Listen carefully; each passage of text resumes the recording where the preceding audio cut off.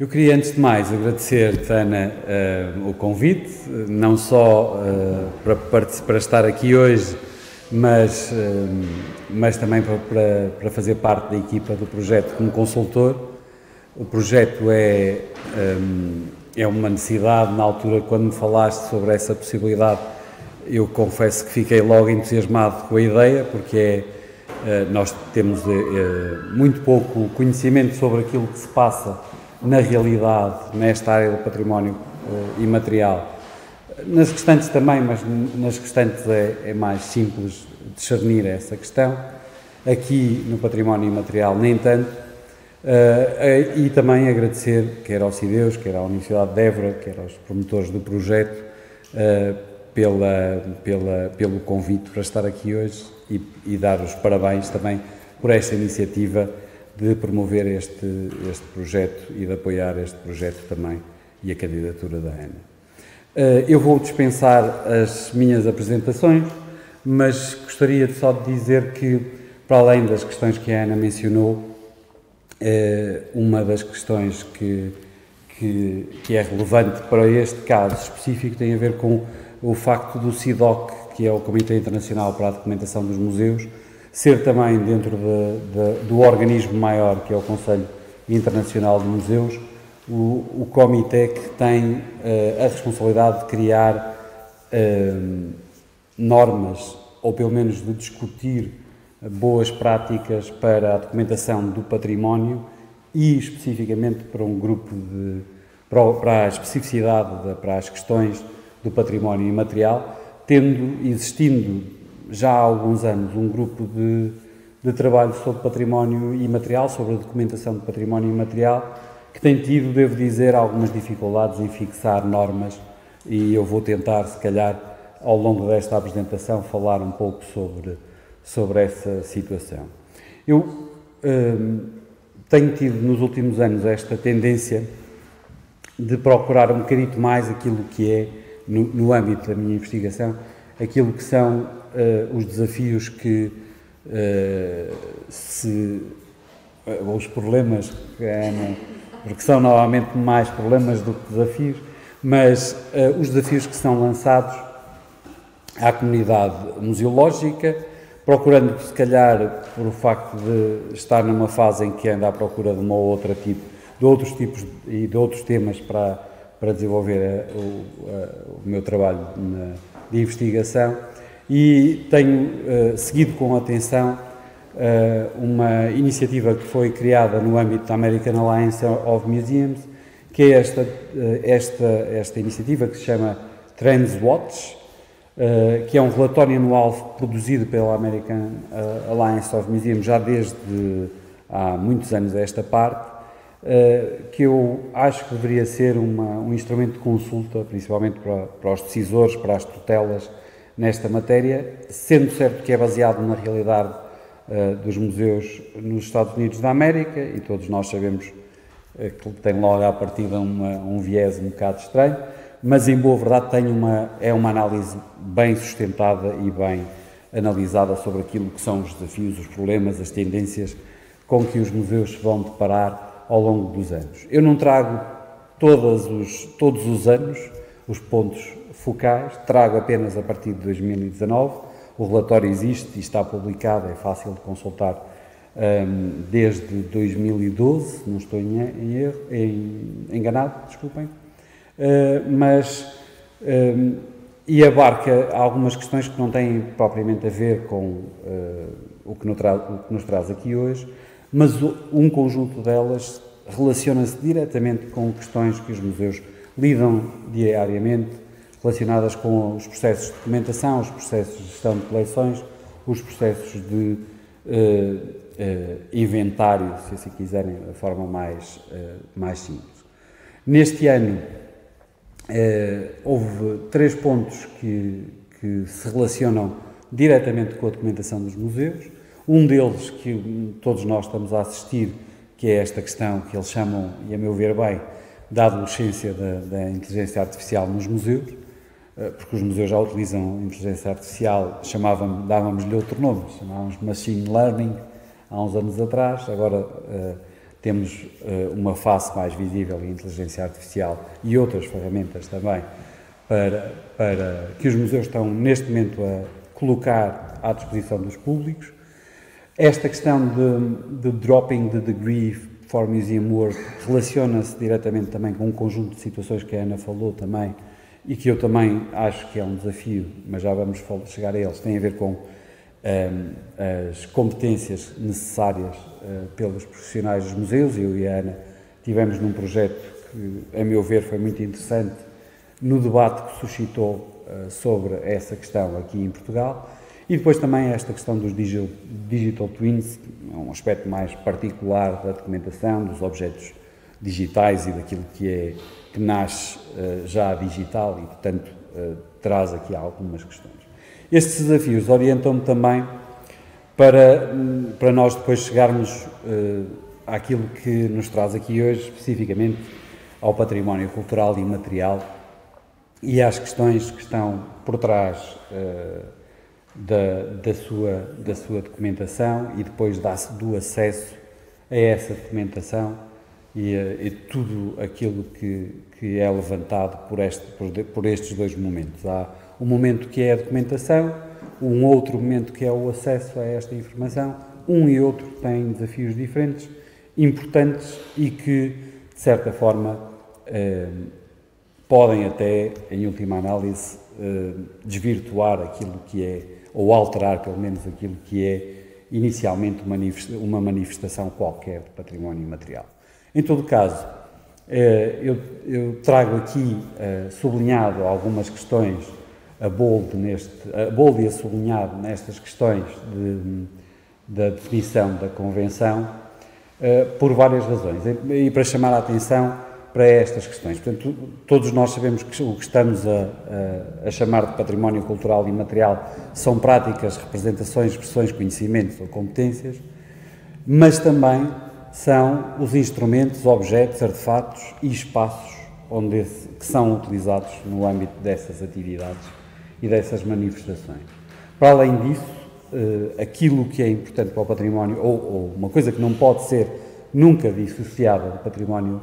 cultural e imaterial, são as comunidades e grupos ou indivíduos que com eles lidam diariamente, que lidam com esse património diariamente e o promove ou participa nele de alguma forma, para que ele exista enquanto património cultural. Uma outra questão que às vezes é esquecida e que eu gostaria de voltar a lembrar aqui, esquecida não no nosso meio, mas de uma forma geral, quando se ouvem algumas notícias sobre património imaterial, tem a ver com esta questão da compatibilidade do património imaterial com os direitos humanos existentes, obviamente, e depois com esta questão do respeito mútuo entre comunidades, grupos e indivíduos, que eu acho, e do desenvolvimento sustentável, que acho que devem ser um foco sempre quando nós pensamos em questões como a documentação ou como o acesso a esta informação. Nas manifestações do PCI nós temos as tradições e expressões orais, as artes de espetáculos, as práticas sociais e atos festivos, os conhecimentos e usos relacionados com a natureza e o universo e também as técnicas artesanais tradicionais. Eu coloquei isto aqui exatamente para nós percebermos que estamos a lidar com uma natureza de património muito diversificada que vai colocar, como eu vou tentar falar um pouco mais à frente, desafios muito particulares a um processo que já é muito antigo nos museus, já vem, por exemplo, no caso específico dos museus, nos arquivos ainda mais antigo ainda, mas que tem a ver com os atuais sistemas de classificação e documentação que nós utilizamos e com a forma como tentamos mimetizar esse tipo de trabalho para a área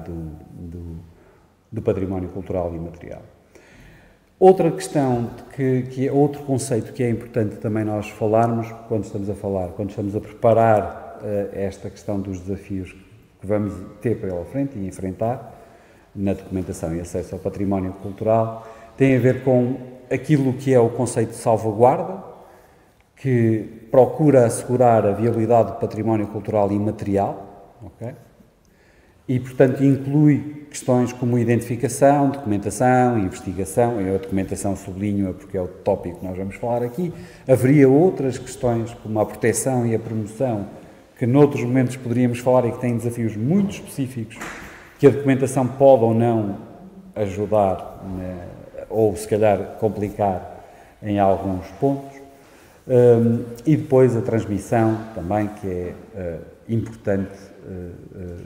tendo em conta toda a abrangência do património, da salvaguarda do património cultural e imaterial. Em termos da relevância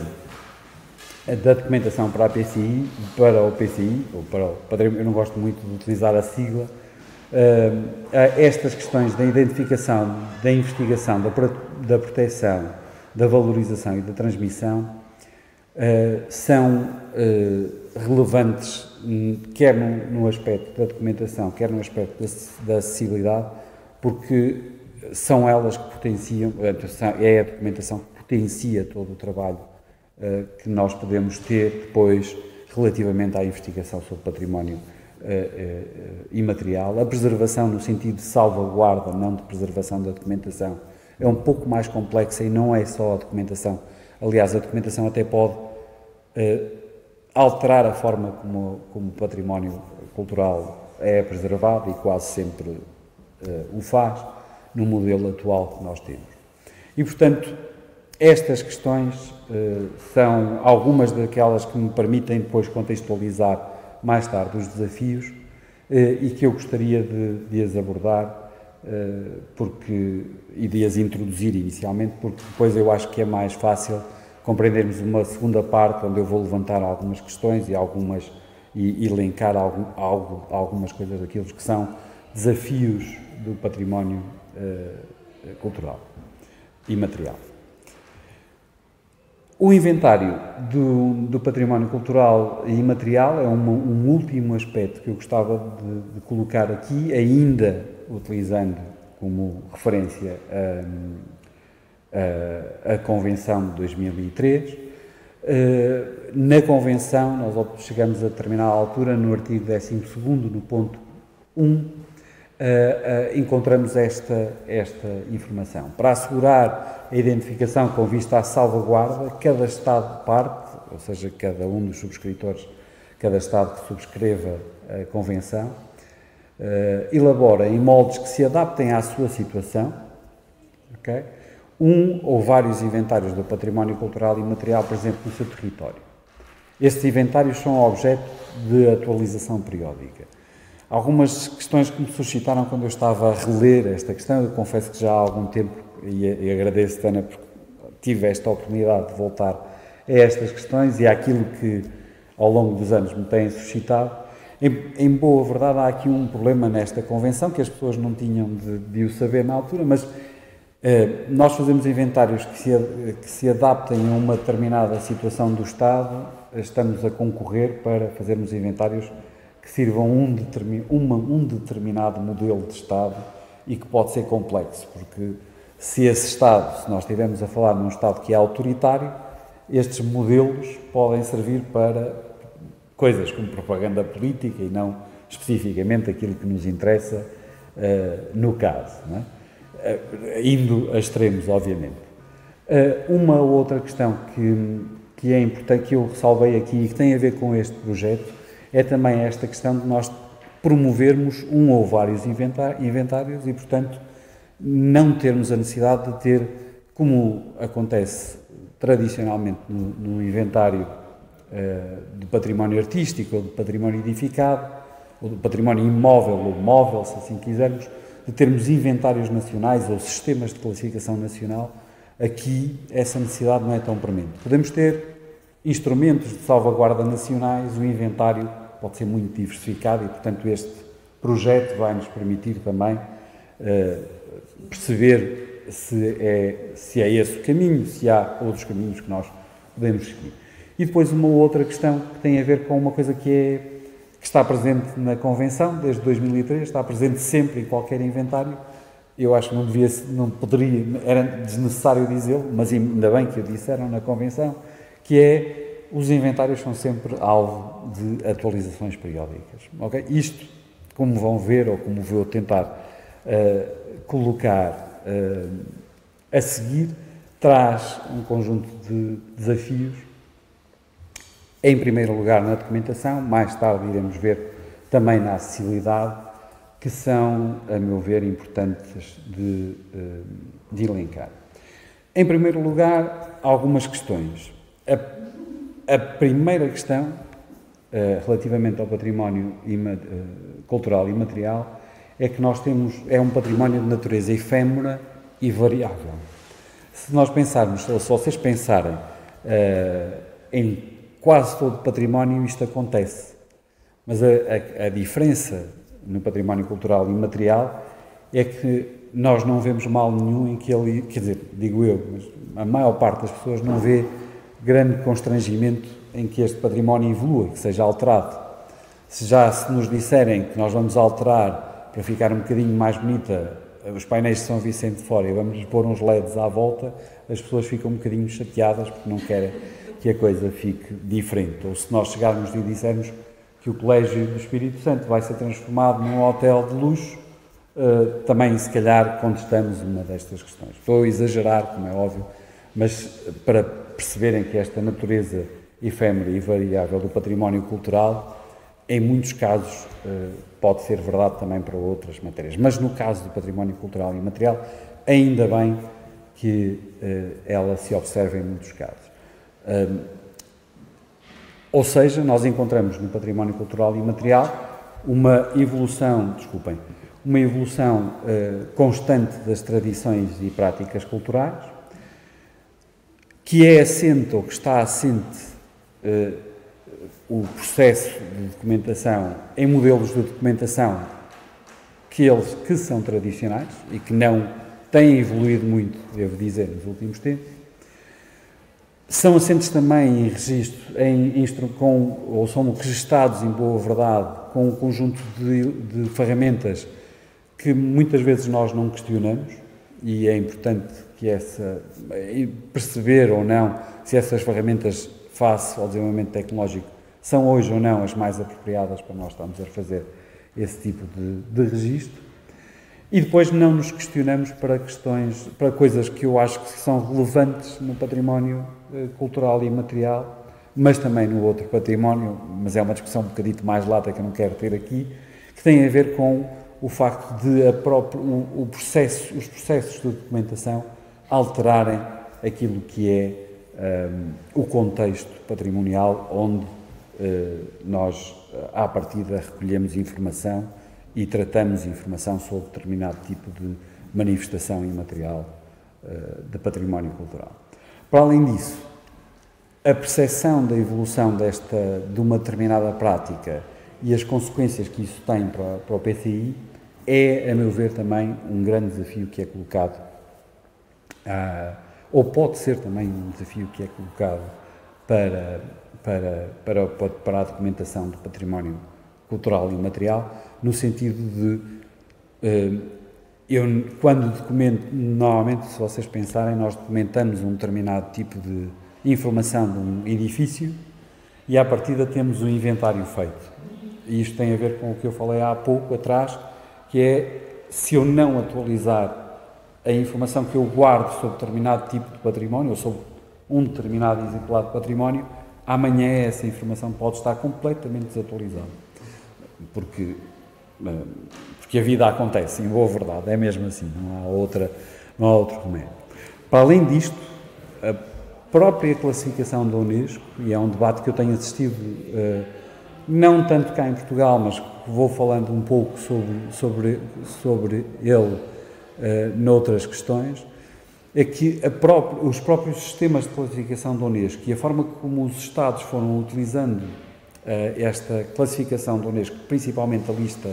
principal, não a de salvaguarda, não, de emergência, não é? Mas a outra,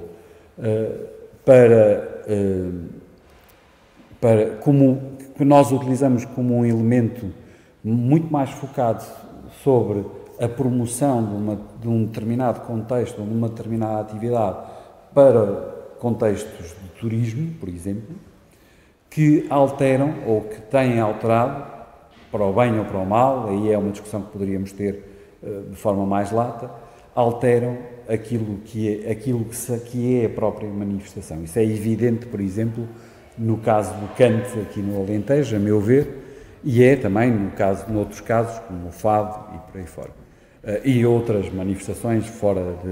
do contexto português, há alguns casos que nós poderíamos citar. Isto tem implicações para a documentação do património cultural e imaterial, porque é a Unesco que fixa, de certa forma, as boas práticas para os modelos de documentação destas matérias. Alguns desafios que o PCI traz, não para a documentação em si, mas para as instituições que estão habituadas a fazer este trabalho de documentação do nosso património. Em primeiro lugar, traz um conjunto de revisão de procedimentos que são completamente fixados há muitos anos,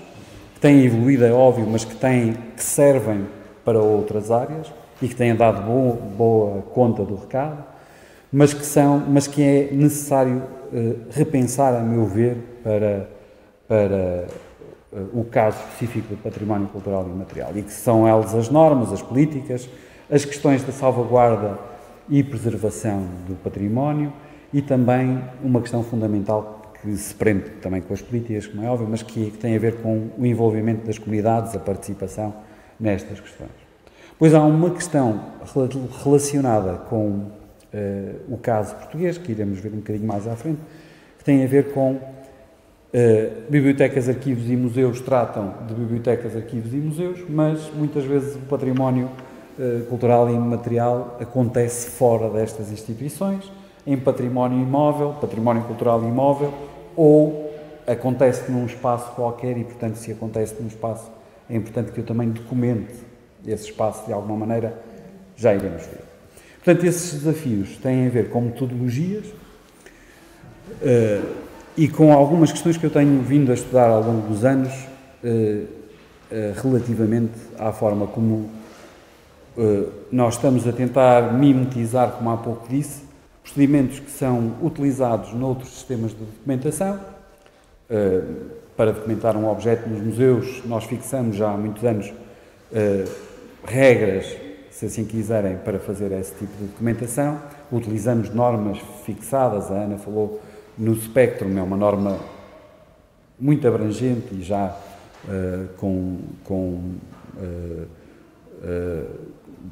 provas dadas no sentido de ser útil para o museu.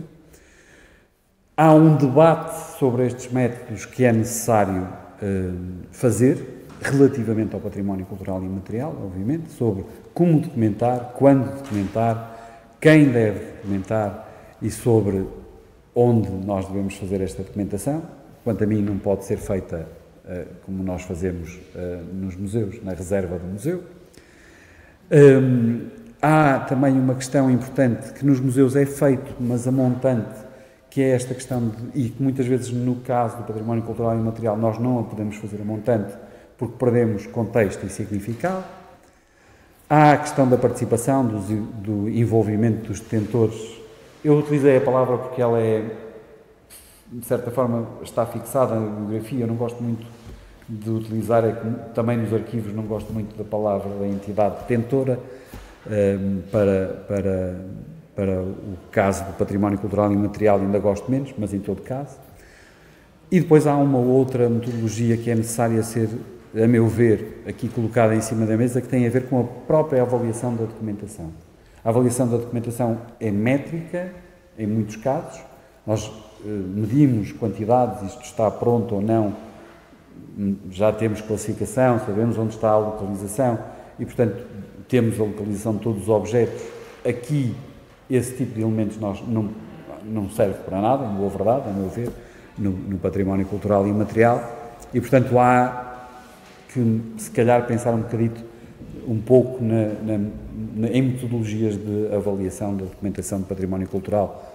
de forma qualitativa e não só quantitativa, como é muitas vezes os casos. E, portanto, Estes desafios, em termos de metodologia, levantam desafios técnicos, em normas, não só nos procedimentos, mas também nas terminologias e nos tesauri que podem ser utilizados para o património cultural e imaterial, e também naquilo que são as estruturas de dados que estão fixadas também no caso dos museus, dos arquivos, pelo ICOM e pelo CIDOC especificamente, pela IFLA nas bibliotecas, pelo ICA nos arquivos, relativamente à forma como nós guardamos os dados, como nós os estruturamos, se assim quiserem, num sistema de informação de um museu, de uma biblioteca ou de um arquivo. E, portanto, estes novos modelos de metadados são algo que certamente será um desafio, a meu ver, interessante para nós procurarmos ter uma resposta, e é isso que está neste momento a ser feito pelo CIDOC nesta matéria. Para além disso, há aqui questões relevantes que são também, acabam por ser também para o restante tipo de património cultural, mas eu acho que aqui ganham uma força maior, que tem a ver com o histórico de informação, ou seja, embora atualize a informação do património cultural e imaterial, não devo perder o contexto em que ele foi recolhido, por exemplo, ou a primeira atualização do património cultural e imaterial que eu fiz há 10 anos atrás e estou a rever agora. Portanto, estas questões são cíclicas e devem ser mantidas para eu poder até construir um histórico do desenvolvimento daquele tipo de manifestação, se assim quisermos. Essa salvaguarda do contexto também é uma questão importante. E depois,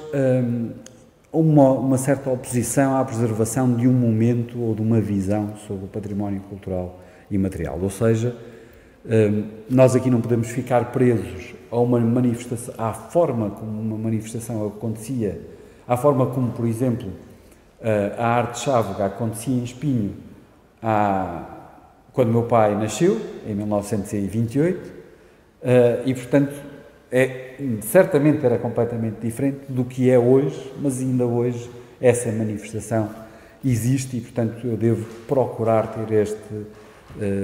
este cuidado em não fixar um momento para esta questão do património, da documentação do património cultural e imaterial. E depois há esta questão das competências, é que para desenvolver isto é necessário também um conjunto de novas competências que eu acho que estão em falta, assim como também há algumas competências digitais, mas que eu acho que estão em falta nos museus, nas equipas dos museus, dos arquivos e das bibliotecas. E poderá ser até um ponto que outros arquivos que venham a mapear, no caso deste processo, até tenham muito bem esclarecida e que nos ajudem, ou que possam ajudar as instituições de memória neste contexto. Depois há alguns desafios éticos e culturais, que são, a meu ver, óbvios. Estes aqui acho que eram os primeiros que eu podia ter colocado, que têm a ver com a origem dos processos de documentação, quem é que participa e que representatividade é que isso nos permite ter sobre aquela manifestação específica que estamos a documentar, que depois vai levar à questão da autenticidade da documentação que nós guardamos, e depois os desafios éticos são colocados relativamente à salvaguarda, não só da documentação, mas à forma como a documentação pode depois influenciar aquilo que é a salvaguarda da manifestação em si. Há uma questão final que eu gostaria de introduzir, que são estes recursos, porque isto também é um desafio, que é, muitas vezes, o património cultural todo, no geral,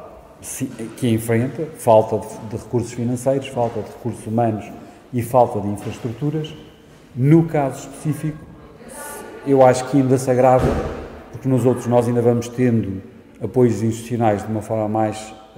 forte. Aqui, como a documentação ou pretende ser, envolvendo associações e envolvendo comunidades locais, o financiamento, o modelo de financiamento, os recursos, a infraestrutura têm de se adaptar à forma como a documentação do património cultural e imaterial exige. Isto leva-nos a esta questão relativamente àquilo que foram as mudanças que a Ana já falou, dos recursos, da forma como a Convenção fala dos recursos. E aqui desculpa-me que eu vou ter de ler, mas estou aqui com alguma dificuldade, porque aqui aparece-me de forma pequenina, que tem a ver com o facto de quem subscreve, o Estado, parte que subscreve, deve promover a criação ou o reforço de instituições de formação em gestão de património cultural e material e a transmissão desse património, obviamente, garantir o acesso ao património cultural e material, respeitando as suas práticas consueto-ordinárias, pelas quais se rege o acesso a aspectos específicos desse património, obviamente, também, e depois criar instituições de documentação sobre património cultural e material e facilitar o acesso a elas, que é algo que, como nós vamos ver no caso português, ainda não está para além da intenção. Em Portugal nós temos agora o Instituto Público Património Cultural a gerir esta parte específica do património cultural. Isto levanta aqui um desafio, a meu ver, também para os arquivos, para as bibliotecas e para os museus, que tem, se vocês forem à parte do património imaterial, o inventário, uma página sobre o inventário, uma página que é o Atlas do Património Cultural e Imaterial, e depois uma outra página que tem a ver com a Rede Nacional de Património Cultural e Imaterial e que nós conseguimos obter um conjunto de informações sobre isso. No caso do património do inventário, eu não utilizei aquela página, mas descobri que nós ainda temos disponível o antigo site da Direção-Geral de Património Cultural, que utilizava uma aplicação portanto, para documentar esse património que se chama Matriz PCI. Este site está disponível para fora, mas quando nós entramos aqui, o que nos é dito é que este site está a ser alterado. E percebe-se porquê? Porque o site não funciona depois, se nós quisermos procurar informação ou visualizar os registros, essa informação não está a funcionar. Em todo caso, o que nós temos aqui no inventário são todos os formulários existentes, o kit de documentação do património cultural, portanto, são dadas ao público algumas ferramentas para fazer este inventário. Um segundo aspecto nesta questão do património cultural e material é que este recurso deixou de estar disponível para qualquer um de nós e o que nós temos de fazer é utilizar um documento Word que não tem variedíssimas coisas, como, por exemplo, os tesauros que são utilizados noutras práticas, as classificações que eram utilizadas noutras práticas e, portanto, nós temos de construir um documento Word que traz, eu poderia-vos dar aqui o dia todo a demonstrar quais eram as dificuldades de se fazer inventário utilizando um documento Word. Uma questão muito interessante que se mantém ainda bem é este mapa, este Atlas do Património Cultural e Imaterial Português, que está disponível, que funciona com algumas limitações. No entanto, e estando nós numa instituição que se relaciona com o património cultural, nós temos aqui um problema, que o património cultural e imaterial tem uma relação que me parece a mim ser óbvia, não só com o espaço, com a manifestação em si, portanto, com uma determinada comunidade, com o local onde essa manifestação tem a sua manifestação, em determinado período de tempo, ou numa época específica, ou todos os dias, se assim for o caso, como é o caso aqui na minha terra do património da arte chávega, uma arte tradicional de pesca de arrasto, mas excetua daqui, ou melhor, retira daqui uma parte importante que não está sobre a alçada do Instituto Público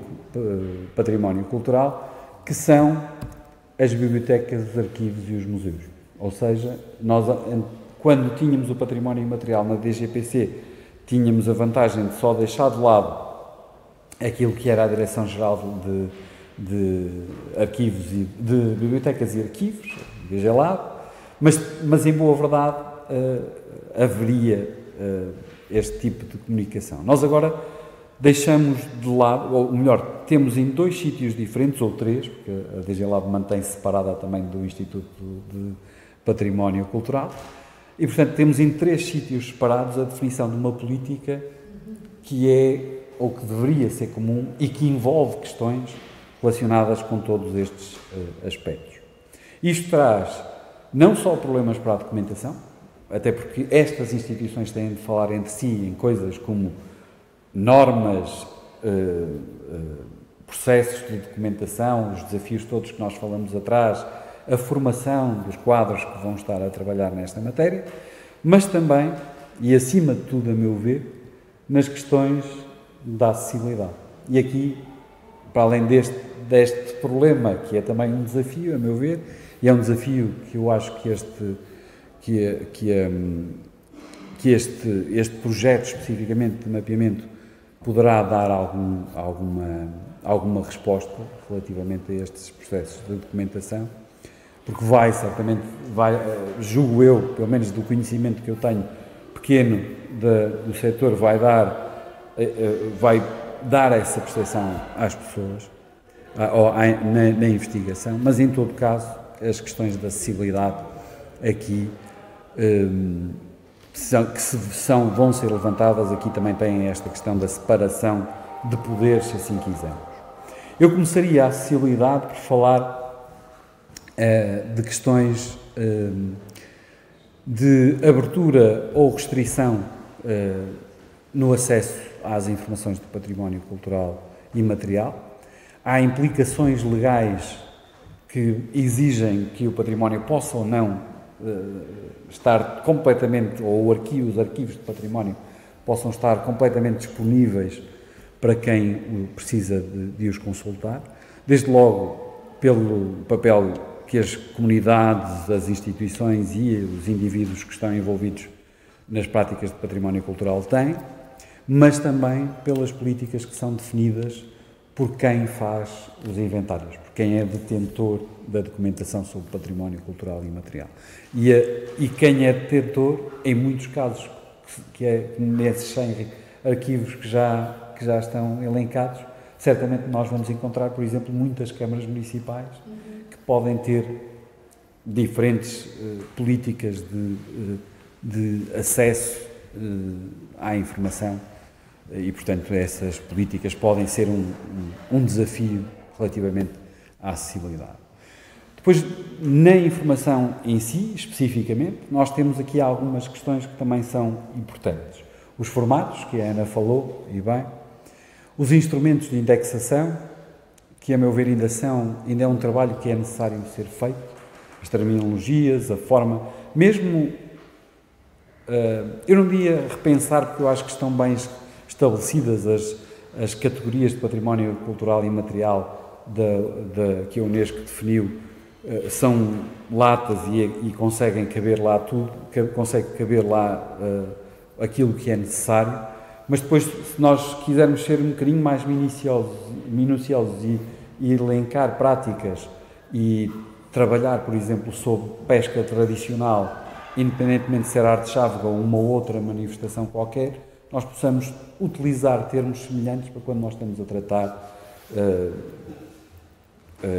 património semelhante. Até para, por exemplo, se eu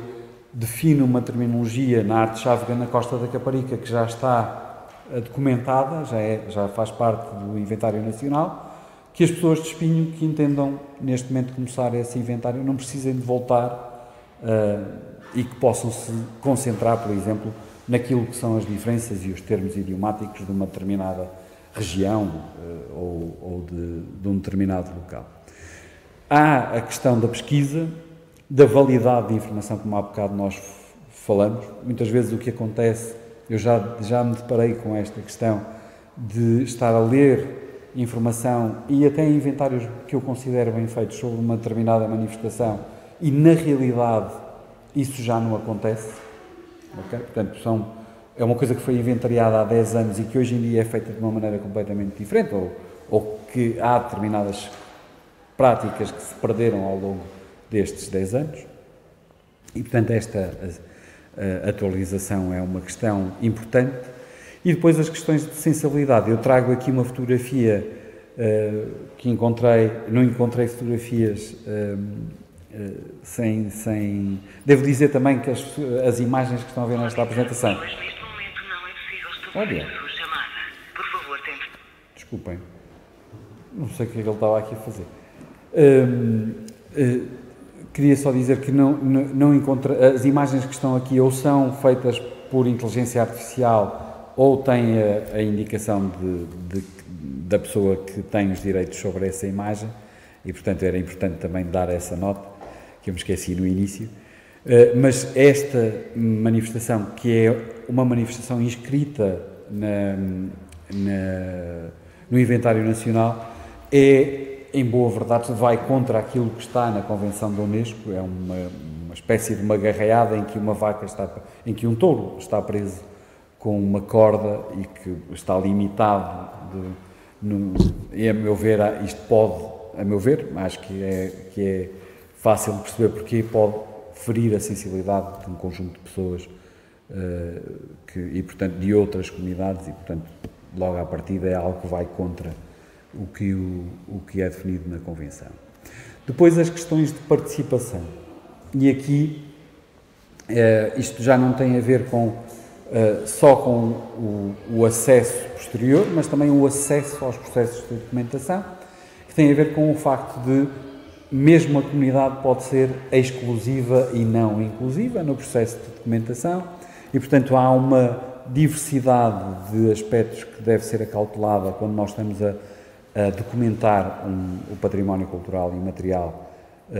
e não ser ouvida apenas uma voz sobre aquele tipo de manifestação.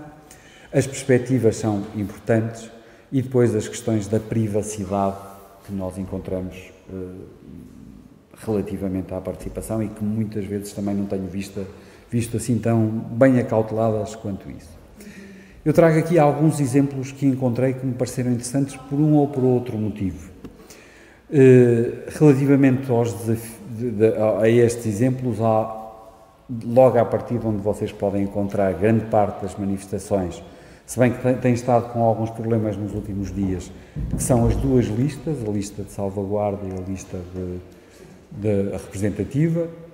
da Unesco, que encontram neste site. Eu depois, se quiserem, posso partilhar a apresentação e têm os links em cada uma delas. Esta que eu achei muito interessante, que é um portal sobre a cultura da Índia, onde tem também um conjunto de manifestações de património cultural da Índia e que tem, depois de explorarem a documentação, vão perceber que tem alguns aspectos muito interessantes relativamente à atualização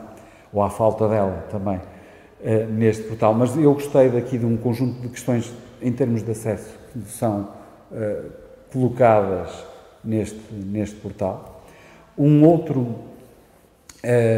que tem a ver com um país que eu visitei há pouco tempo e que precisei de procurar algumas informações e que também tem um conjunto muito variado